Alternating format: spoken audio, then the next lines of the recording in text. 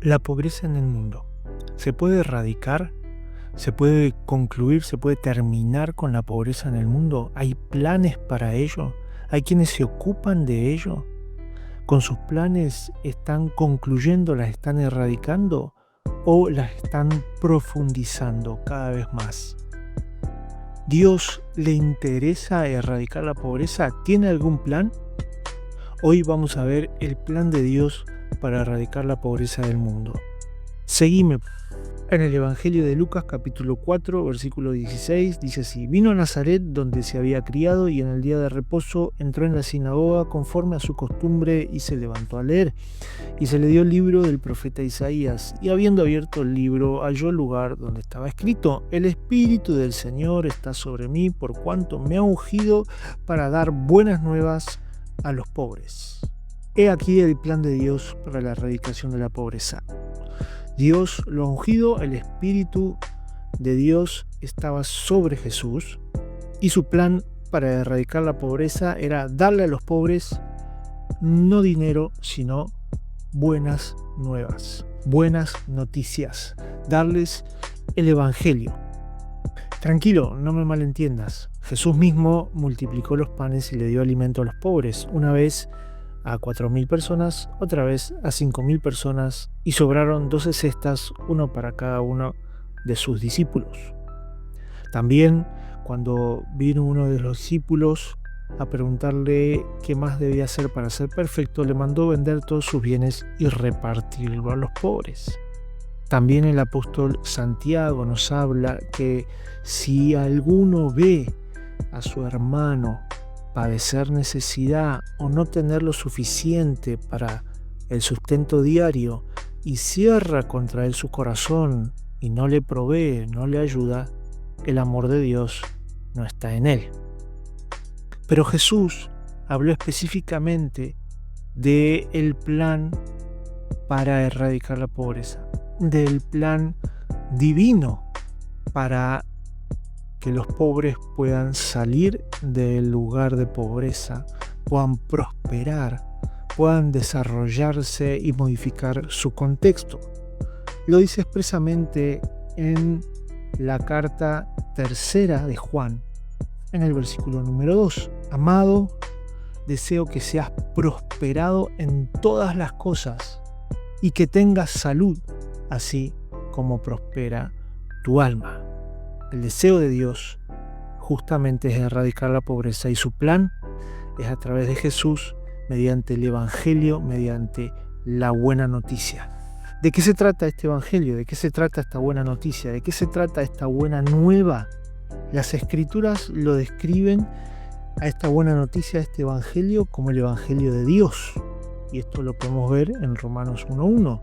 ¿Por qué? Porque se origina en el amor de Dios. Juan 3:16 nos dice que de tal manera amó Dios al mundo que ha dado a su Hijo unigénito para que todo aquel que en él crea no se pierda, sino que tenga vida eterna. Ahora bien, este Evangelio, esta buena noticia, esta buena nueva, también es un Evangelio, es una buena nueva de Cristo.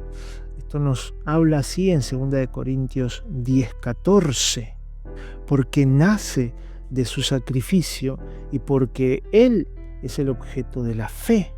Jesús mismo entregó su vida y la volvió a tomar. Ahora este Evangelio, esta buena noticia, también es un Evangelio, es una buena noticia que nos habla acerca de la gracia de Dios.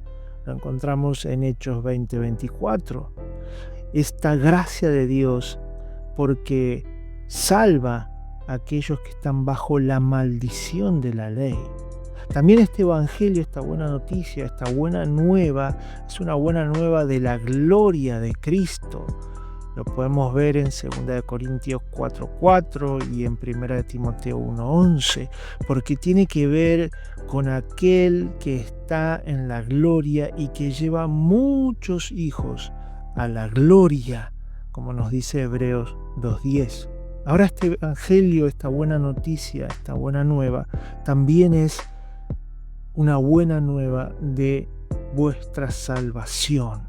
En Efesios 1:13 nos habla que el poder de Dios para salvación a todo aquel que cree. En Efesios 1:13 nos habla que este evangelio, esta buena nueva, ¿sí?, es el poder de Dios para salvar a todo aquel que cree. En Romanos 1:16 también refuerza esta idea.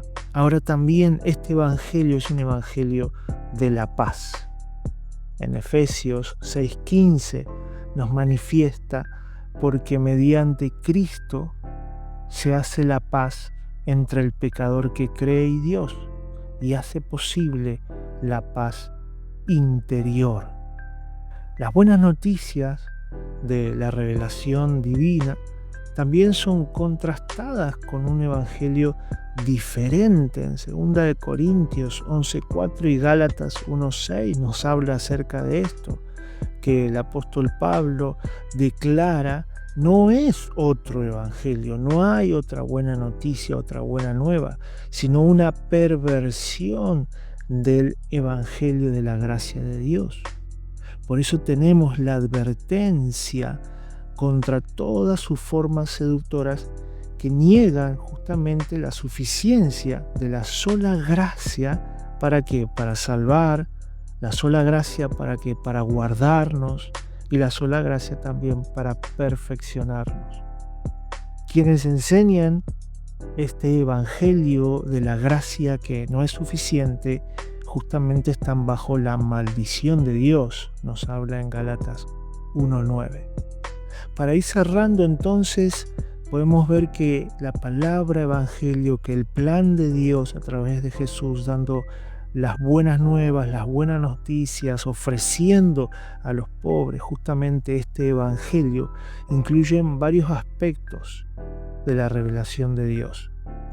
Pero el hecho de que Dios ha proclamado las buenas noticias del evangelio de la gracia, el evangelio de salvación, el evangelio divino, no significa que haya más de un evangelio de salvación. La gracia es el fundamento de la salvación en todas las circunstancias, en todos los tiempos. Es el único camino de salvación del pecado.